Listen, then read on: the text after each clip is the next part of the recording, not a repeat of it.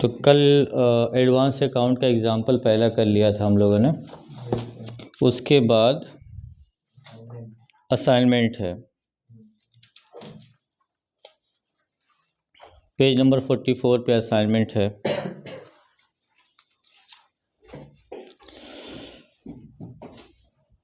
इसमें लिखा हुआ है ना कि यू आर अकाउंटेंट ऑफ में विद MG इलेक्ट्रॉनिक्स, ठीक है। The balance sheet of the company show nil balance of creditor. इसका क्या मतलब हुआ? क्रेडिटर का जो बैलेंस है, मतलब हम लोग जो अकाउंट मेंटेन कर रहे हैं तो क्रेडिटर का बैलेंस वहाँ पर ज़ीरो, मतलब कोई लायबिलिटी हम लोगों को नहीं है, पे नहीं करना है, ये कुछ नहीं पे करना। जय बालाजी लिमिटेड ऑफ मुंबई उनका नाम है क्रेडिटर का। तो वाइल कंडक्टिंग ऑडिट, तो auditor of your company ask, तो आपका ऑडिटर आपसे बोलता है कि अपने सप्लायर का क्या करिए, लेजर हमें प्रोवाइड कर दीजिए। तो आप अपॉन रिक्वेस्ट फ्रॉम यू जय Balaji limited send you following confirmation of account उन्होंने भेजा है। तो अगर आप देखेंगे कन्फर्मेशन ऑफ अकाउंट जय बालाजी का, तो उसमें बाई बैलेंस CD कितना लिखा हुआ है? 19,000। इट मीन्स ये हुआ कि जय बालाजी का कहना है कि हमें 19,200 रुपये अभी और चाहिए। यही तो मतलब हुआ ना। जय बालाजी कौन है, डेटर की क्रेडिटर? क्रेडिटर हैं, सप्लायर हैं। तो सप्लायर तो पेमेंट करेगा नहीं ना, सप्लायर को तो पेमेंट हम लोग करेंगे। हम लोग कंपनी में MG इलेक्ट्रॉनिक्स में हम लोग अकाउंटेंट हैं, तो यहाँ तो फ़िलहाल डेटर है, तो क्रेडिटर को हमें पेमेंट करना है 19,200। उसके बाद Jai Balaji limited accountant prepared by you is as follow. जो आपने जय बालाजी का अकाउंट मेंटेन किया खुद, यानी हम लोगों ने क्रेडिटर का, उसमें अगर आप देखेंगे तो लास्ट में क्लोजिंग बैलेंस दिख रहा होगा, बारीक से एकदम देखिएगा। उसमें वैल्यू नील है, ज़ीरो, मतलब दोनों तरफ ब्लैंक है, debit side, credit side, balance side कुछ दिख रहा है। तो इससे तो ये साफ हो गया कि हम लोगों के अकाउंट में कोई भी बैलेंस ड्यू नहीं है, और जय बालाजी का जो अकाउंट है उनके हिसाब से 19,200 रुपये देना है। तो ये दोनों का बैलेंस सामने है और 19,200 रुपये का डिफरेंस है। तो हमने एक चीज, ये सप्लायर है, हम लोग डेटर हो गए। हम लोग जो है मतलब एक कंपनी में अकाउंटेंट हैं, उसका नाम है MG इलेक्ट्रॉनिक, और हम लोगों ने जय बालाजी से क्या किया होगा, सामान ख़रीदा होगा, पेमेंट किया होगा, सामान ख़रीदा होगा, पेमेंट किया होगा। फिर एट द एंड ऑफ 31 मार्च हम लोगों ने उनसे मांगा लेजर। तो जब उन्होंने लेजर दिया तो उसमें दिख रहा है 19,200 रुपये बकाया है। मतलब हम लोगों को अभी और जय बालाजी को अभी हम लोग को 19,200 और देना है। ये अमाउंट कहाँ दिखा रहा है सर? ये बाई बैलेंस शीट, देखिए ये कंफर्मेशन ऑफ अकाउंट कौन दिया है, किसने? नहीं नहीं नहीं नहीं, ये जय बालाजी ने दिया है, जय बालाजी ने दिया है, जय बालाजी ने दिया है। वो है कौन? सप्लायर। हाँ भाई, हमें दिया है, हम सप्लायर ही देता है कंपनी। हाँ, सप्लायर दे दिया। तो क्या कह रहा है वो, उनका अकाउंट क्या कह रहा है कि 19,200 रुपये हमें आपसे और लेना है, यही तो कह रहे हैं ना वो जय बालाजी। और हमारा अकाउंटेंट जो तैयार कर रहा वो बना के क्या दे रहा है कि हम लोग को कोई लायबिलिटी नहीं है, हमें कुछ भी नहीं देना है। तो डिफरेंस कितने का आ गया? तो ये 19,200 का सीधा सीधा डिफरेंस आ गया। अब इसकी कोई वजह होगी तो वो वजह पता करेंगे। तो मैंने यही बताया था कि डेबिट को क्रेडिट से और क्रेडिट को, भाई जो चीज़ सप्लायर सप्लाई करेगा वो तो हम सप्लाई नहीं करेंगे ना, हम परचेज करेंगे। जो वो सेल करेगा वो हम परचेज करेंगे। जो हम पेमेंट करेंगे वो रिसीव करेगा, यही तो होता है। इसलिए डेबिट को क्रेडिट से मिलाएंगे और क्रेडिट को, तो पहला आप मिला के देखिए ऊपर से, टू सेल्स अकाउंट कितना लिखा है 59,000। आ जाइए आ जाइए, क्षितिज के पास बैठ जाइए, अंकित आप इधर से आ जाइए।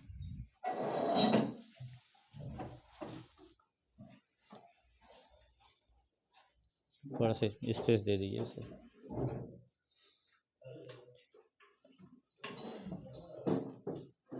टू सेल्स कितना लिखा हुआ है 59,000। तो वो तो किधर लिखा है डेबिट में, तो क्रेडिट में आप देख लीजिए कितना लिखा होगा।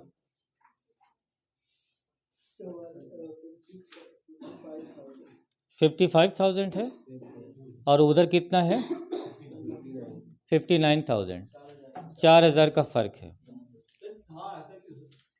अब वजह होगी अभी हम बता देंगे उसकी वजह क्या है, लेकिन फ़र्क तो है ना वैल्यू में।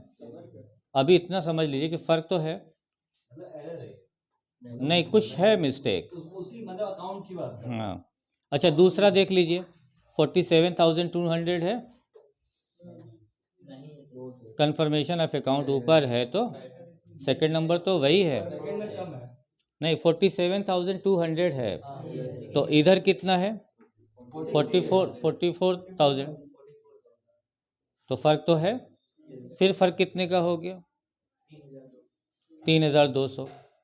चलिए अब इधर आ जाइए, क्रेडिट साइड में देख लीजिए बैंक में कितना है और इधर, तो ये तो ठीक है ना।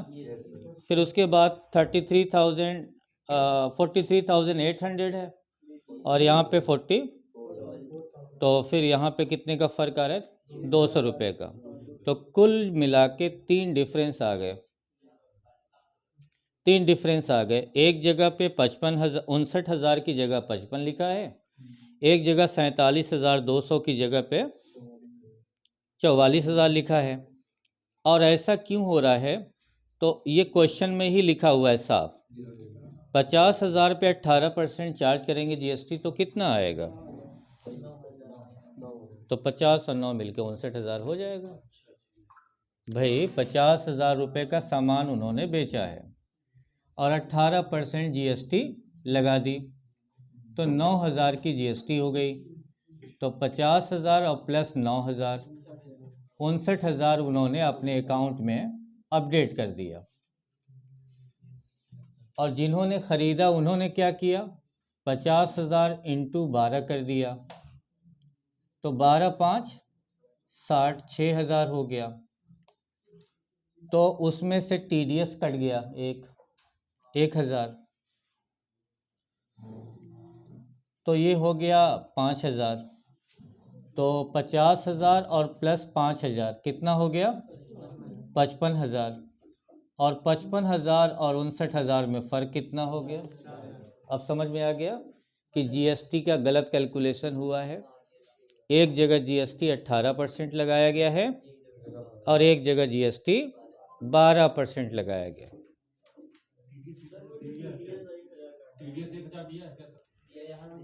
उसने किया है ना, उसकी बुक में आप देखेंगे तो टीडीएस है 1,000 है। तो एक तो जीएसटी का कैलकुलेशन गलत हुआ, दूसरा एक जगह 1,000 टीडीएस डिडक्ट हुआ, दूसरी जगह। यही तो दो वजह है ना कि जिसकी वजह से एक जगह का बैलेंस 59 आ रहा है, एक जगह का बैलेंस 55 आ रहा है, हालांकि दोनों जगह सामान 50-50 हज़ार का है। इसका मतलब सिर्फ कैलकुलेशन में गलत हुआ है, जीएसटी के रेट में गलत हुआ है। अभी समझ में आ रहा है। इसी तरह से दूसरा सवाल आप देख लें तो दोनों जगह 40,000 पे हुआ है, 40,000 पे तो है, क्या परसेंट है, तो कितना हो जाएगा 7,200। तो आप जब जोड़ देंगे तो 47,200 हो जाएगा, यही दिया हुआ है वहाँ पर। लेकिन अगर आप उसको 12% से करेंगे 4,800 हो जाएगा और 1,000 इसमें टीडीएस दिया होगा, तो ये 3,800 हो जाएगा। तो 40,000 में जब आप जोड़ देंगे 3,800 तो क्या लिखा होगा? 43,000। यही तो दिया है ना। टीडीएस 800 है। TDS सिर्फ 800 है।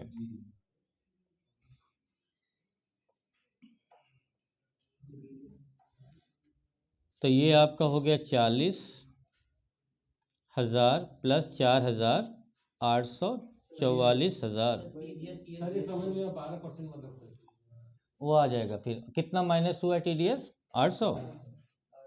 तो कितना दिखा रहा है? 44।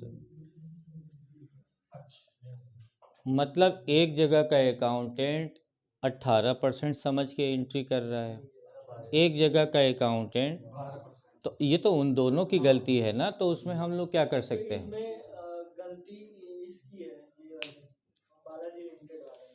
हाँ, क्योंकि साथ में 4,000 कितना दिया था, 47,200। बाकी अगर इसके हिसाब से हम लोग करेंगे तो देखो गलती जो है अभी तो समझ में नहीं आ रही है किसी की भी। अगर 18% ही होगा तो 12% वाला गलत कर रहा है। लेकिन कम से कम हम लोगों ने खाली ये मालूम कर लिया है कि गलती कहाँ पे है और टोटल गलती कितने की है, तो उसको हम लोग शॉर्ट आउट कर लेंगे। तो जब आप बनाएंगे अकाउंट रिकन्सिलिएशन स्टेटमेंट तो आप 3 कॉलम बनाएंगे।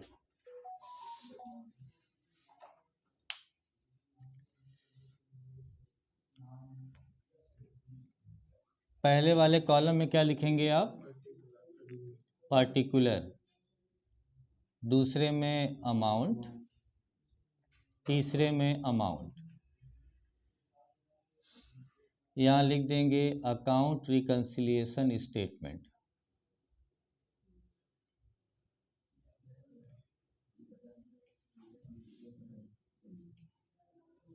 अब ये किसके हिसाब से हम लोग बना रहे हैं? क्रेडिटर के हिसाब से। तो इसे क्रेडिटर रिकन्सिलिएशन स्टेटमेंट भी बोला जा सकता है। क्या लिखेंगे यहाँ पर हम लोग? बैलेंस एज पर क्रेडिटर के रिकॉर्ड ना, क्रेडिटर का बना रहे हैं क्रेडिटर। तो क्रेडिटरी का तो कंफर्मेशन ऑफ अकाउंट है कितना? 19,200।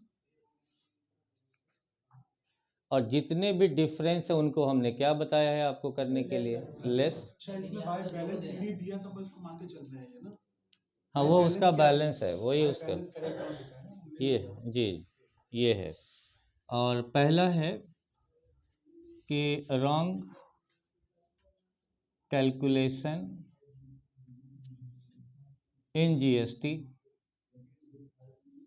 कितने का फर्क आ गया था पहले वाले में? 4,000 रुपये का। दूसरे वाले में भी सेम ही मिस्टेक रिपीट हुई है, रॉन्ग कैलकुलेशन इन GST। कितने का फर्क है? 200 का। और एक डिफरेंस कोई और है, नहीं डिस्काउंट का कुछ है, नॉट रिकॉर्डेड। हाँ, एक तरफ लिखा है 47,200 और एक तरफ लिखा है 44,000। तो 44,000 और 47,000 में 200 में फ़र्क कितना हुआ? 3,200। और एक तरफ लिखा है बाई बैंक कितना? 4,308।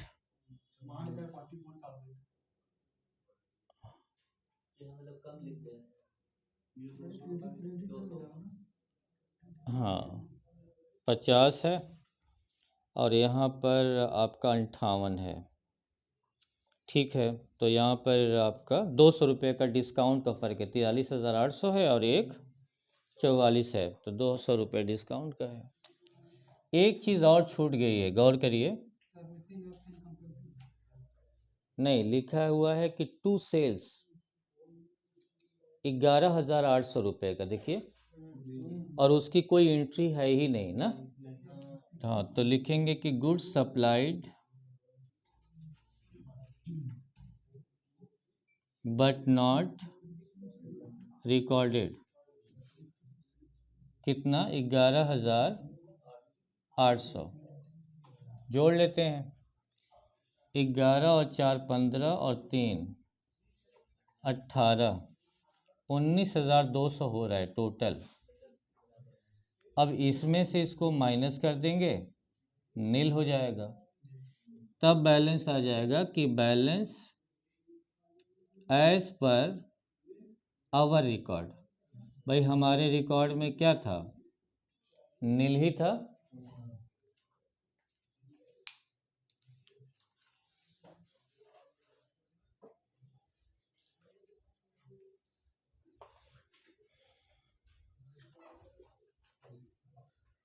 सर इसमें बस जैसे उसमें रहता था कि मतलब कि पैसा नहीं आया तो उसको वेस्ट कर दें। मतलब वो जो एंट्री लिखते थे हम लोग वैसा कुछ नहीं, इसमें जो नहीं चीजें हैं बस वही खाली ये मालूम करना था कि जो 19,200 है वो किस वजह से ये डिफरेंस तो आ रहा है। हाँ, तो 4 वजह इसमें नज़र आई।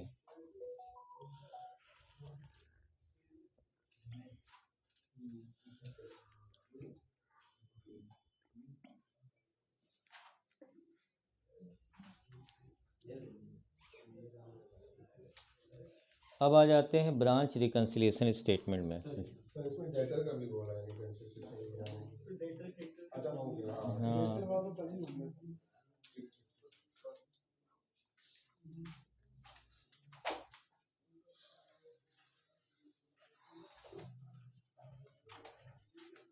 इसको अभी टैली में भी बताएंगे, उसमें मतलब कंप्यूटर में बताएंगे। हाँ, इसे सिस्टम पे तो बताना है, एक्सेल पे ये बनेगा। सर जो डेबिट साइड होता है वो अपना क्रेडिट साइड में दिखते हैं ना, और जो क्रेडिट साइड होता है उसको डेबिट साइड। हाँ हाँ, है तो ये आपके बुक में है तो। Goods supplied but not recorded.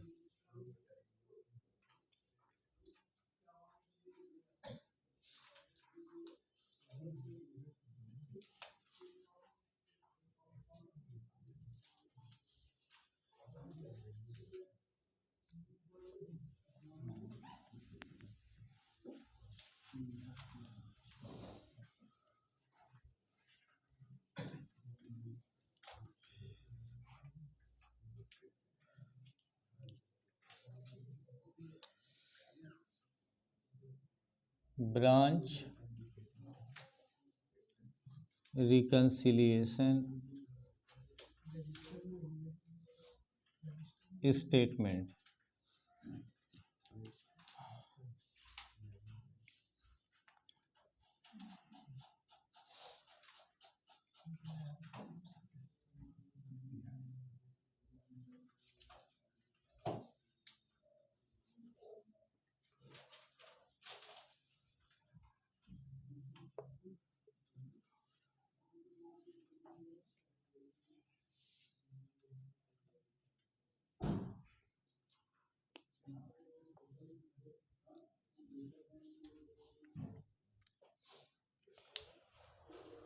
तो ब्रांच रिकन्सिलिएशन स्टेटमेंट में पेज नंबर 46 पे देखिए,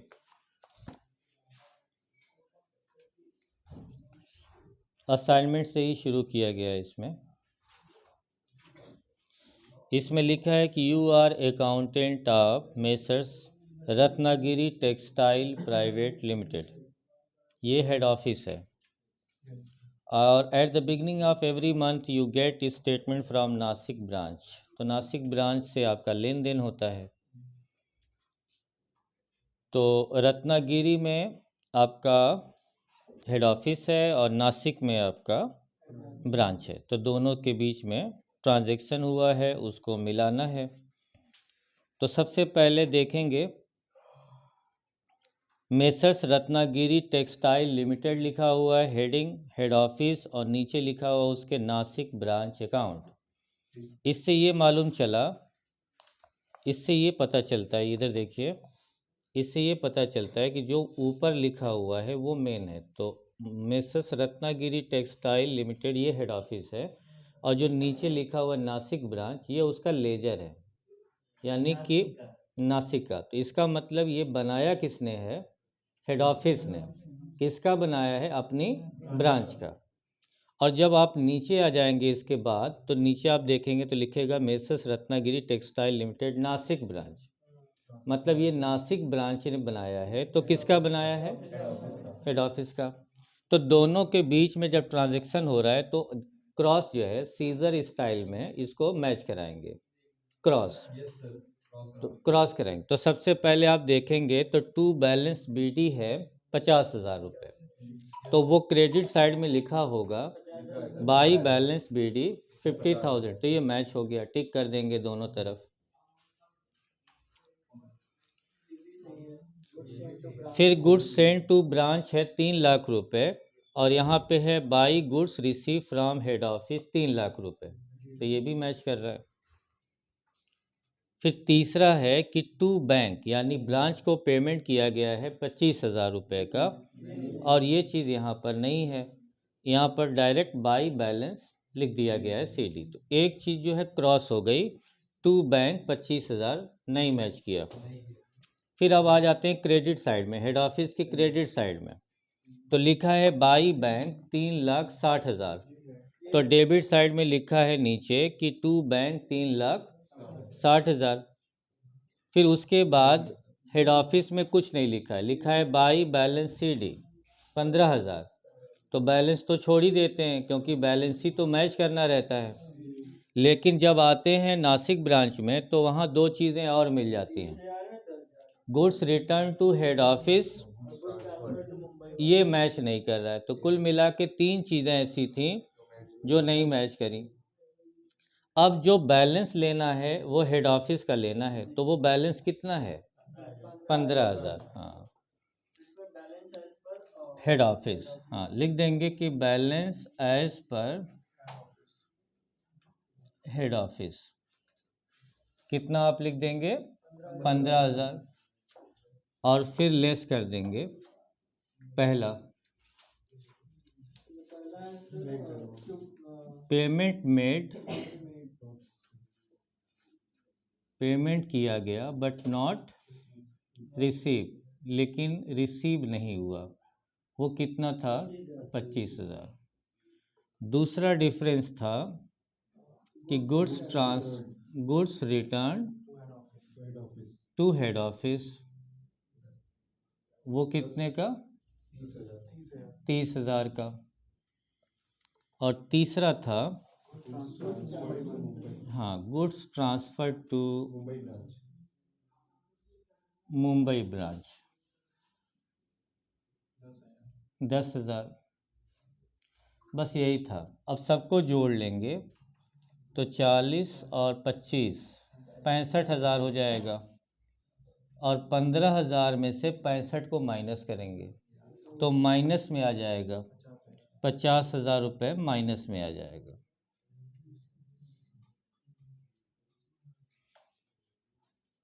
और इसे लिखेंगे बैलेंस एज पर ब्रांच, हाँ नासिक ब्रांच। इसमें तो प्लस के 50 दिया है यहाँ पर। नहीं, प्लस के नहीं है, प्लस का ही यहाँ पर। हाँ प्लस के नहीं है। आप देखिए तो आपको समझ में आएगा। देखिए जो हेड ऑफिस का बैलेंस है वो कितना है? 15,000। किस साइड में लिखा है? क्रेडिट साइड में।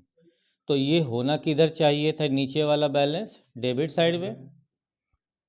भाई जब डेबिट का, जो चीज़ डेबिट में होता है वही क्रेडिट में होता है। जब हम मैच करा रहे हैं तो कैसे करा रहे हैं? डेबिट को, इसका मतलब जो हमारा डेबिट है वो ब्रांच का क्रेडिट होता है। इसलिए अगर हमारा बाई बैलेंस सीडी क्रेडिट में है तो उनका टू बैलेंस सीडी कहाँ होना चाहिए था? तब वो पॉजिटिव माना जाता, तब उसको प्लस माना जाता। लेकिन आप देख रहे हैं कि उनका भी बाई बैलेंस शीट किधर है, तो निगेटिव बैलेंस हो गया, इसका मतलब सेम हो गया, इसलिए वो निगेटिव बैलेंस है। मतलब सर ऊपर जो बैलेंस शीट है अगर वो इसमें क्रेडिट में है तो यहाँ पे होना चाहिए था, यहाँ पे डेबिट में, हाँ, तो दोनों पॉजिटिव माना जाता, इसका भी तो लेकिन इधर ही, फिर इसका हाँ इधर ही आ गया, तो इसका मतलब निगेटिव बैलेंस हो और गया, सर हमने ये हेड ऑफिस के मतलब एज पर हेड ऑफिस बनाया है। अगर ब्रांच के हिसाब से हम बनाते तो फिर हम ये बैलेंस 15 की जगह पे क्या रखते, उसका बैलेंस 50 था, 50 रखते। सर जी तो हम बना रहे हैं ना, वो अपनी बुक रिपोर्ट में तो सर हाँ, ये जो है हमेशा हमें अपना ही तो बनाना ही रहता है, बाकी दूसरा जो बनाए बनाएगा। ये जो अमाउंट लिखा है यहाँ पे ये दोनों डेबिट क्रेडिट वाले मतलब हाँ हाँ हाँ, हम अपना बैलेंस देख रहे हैं तो हमें अपना बैलेंस डेबिट में मिलेगा, तो वही बैलेंस उनकी बुक में क्रेडिट में मिलेगा, इसलिए हम डेबिट वाले कॉलम को क्रेडिट वाले कॉलम से मिला रहे हैं। तो मिल गया तो ठीक है, नहीं मिला तो डिफरेंस। और जो चीज़ हमारे यहाँ क्रेडिट में लिखी हुई है वो उनके यहाँ भी लिखी होनी चाहिए डेबिट में। सर यहाँ पे ये डेबिट में लिखा है ना इसका सारा मतलब ये पेबलेस में इसका तो दो ये डेबिट में था और एक हम लोगों का जो था डेबिट में था, वो टू बैंक था 25,000 का पेमेंट। बात ये नहीं है कि मेरा डेबिट में है कि उनका डेबिट में, मैंने तो एकदम सिंपल बताया था कि चाहे डेबिट में हो, क्रेडिट में हो, मेरी बुक में हो, उनकी बुक में हो, जितने भी डिफरेंस हैं एक ही उसमें आएगा, सबको लेस ही करना है। और कल समझा रहा था मैं एक ग्राफ के ज़रिए कि जो चीज़ें मैच कर जा रही हैं वो ठीक है, जो नहीं मैच कर रही अपना भी निकाल दो, उनका भी निकाल दो, तो बैलेंस तो वैसे भी मैच कर जाएगा, लेस करेंगे। अब आ जाइए आप नेक्स्ट पेज पर, उसमें लिखा हुआ है कि you are accountant of messrs Suchitra publication private limited, Patna branch. अब ये देखिए आप लोग सुचित्रा पब्लिकेशन में अकाउंटेंट हैं, Patna branch. From the following details prepare the branch reconciliation statement. तो सबसे पहले ऊपर लिखा क्या है, messrs Suchitra publication private limited, क्या लिखा हुआ, हेड ऑफिस। हेड ऑफिस ने किसका बनाया है, पटना ब्रांच का। अब एकदम नीचे आ जाते हैं, बाई बैलेंस सीडी में उसी के, तो कितना बैलेंस है इनके हिसाब से, तो हेड ऑफिस का ये कहना है कि मेरे रिकॉर्ड के हिसाब से जो मेरी ब्रांच है पटना में, उससे मुझे 1,14,830 रुपये लेने हैं। इसका क्या मतलब है, हेड ऑफिस क्या कह रहा है कि जो मैं अपनी ब्रांच का लेजर बना रहा हूँ, उस ब्रांच के लेजर से मुझे ये पता चल रहा है कि मुझे अपनी ब्रांच से कितना पैसा लेना है। ये ब्रांच का कहना है, मतलब हेड ऑफिस का, कि ब्रांच से लेना है। तो अब ब्रांच क्या कहता है आप देख लीजिए, तो ब्रांच ने भी हेड ऑफिस का बना रखा है, तो उसका लास्ट में क्लोजिंग बैलेंस देखिए। अब ब्रांच का ये कहना कि नहीं उतना पैसा नहीं हमें देना है, हमें तो सिर्फ 15,800। तो इसका मतलब तो बड़ा डिफरेंस दोनों के बीच में आ गया है। अब इस डिफरेंस को हम लोग को पता करना है कि आखिर किस वजह से ये डिफरेंस आ गया है।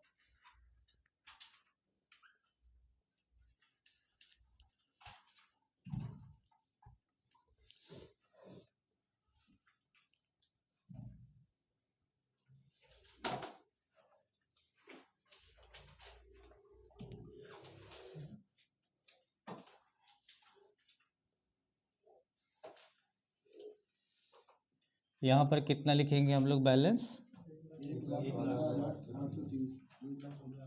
1,15,14,830 लेस कर देंगे।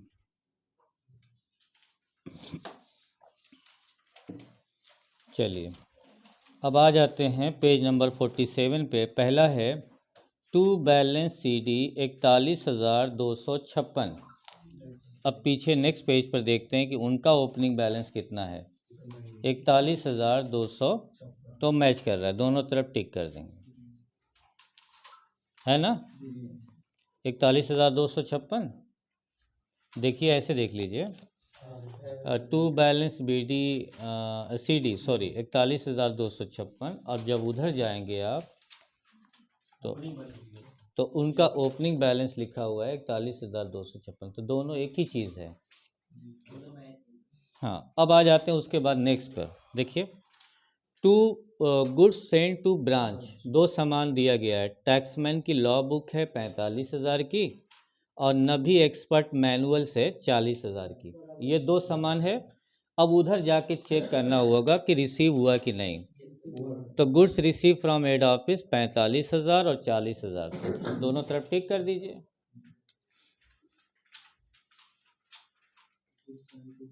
फिर है गुड्स सेंट टू ब्रांच में भारत इनडायरेक्ट टैक्स 80,000 और टैक्स मैन रेडी रॉकनर्स 1,50,000। इसको भी देख लेते हैं, ये भी दोनों मैच कर रहे हैं। फिर तीसरा है कि टू बैंक 28,574 और 28,574, ये भी है। अब इधर सारे खत्म हो गए, लेकिन उधर क्या है कि 3 चीज़ें रह गई हैं।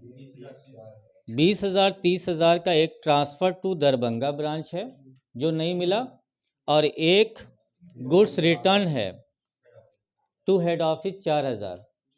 ये 3 चीज़ें नहीं मिली हैं, और 4,054। अब चलिए नेक्स्ट, क्रेडिट साइड में बाई बैंक लिखा हुआ है 40,000, तो इनका भी 3 नहीं है, हाँ 4,000।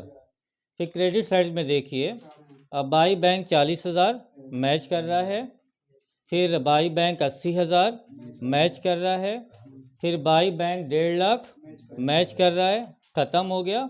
लेकिन उनकी तरफ अभी एक और पेमेंट है, तो 4 चीज़ें ऐसी हैं जो मैच नहीं कर रही।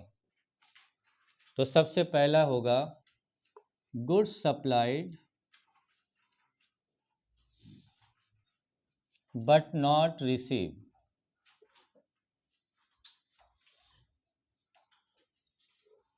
कितना कर रहा है, 20,000 प्लस 30,000 यानी 50,000। दूसरा क्या था, नहीं, एक तो गुड्स सप्लाई हो गया 20 और 30,000 वाला, एक गुड्स रिटर्न था शायद। हाँ, गुड्स रिटर्न 4,000। फिर तीसरा कुछ एक था पेमेंट का, हाँ payment made but not receive, और वो कितना था, 45,000। सबको जोड़ देंगे 99,000 आएगा, और 99,000 को जब माइनस करेंगे तो 15,830 बचेगा। अब आप ब्रांच का बैलेंस जाके चेक करिए, तो वही होगा बैलेंस। तो लिखेंगे balance as per branch. Branch का नाम क्या है, पटना ब्रांच।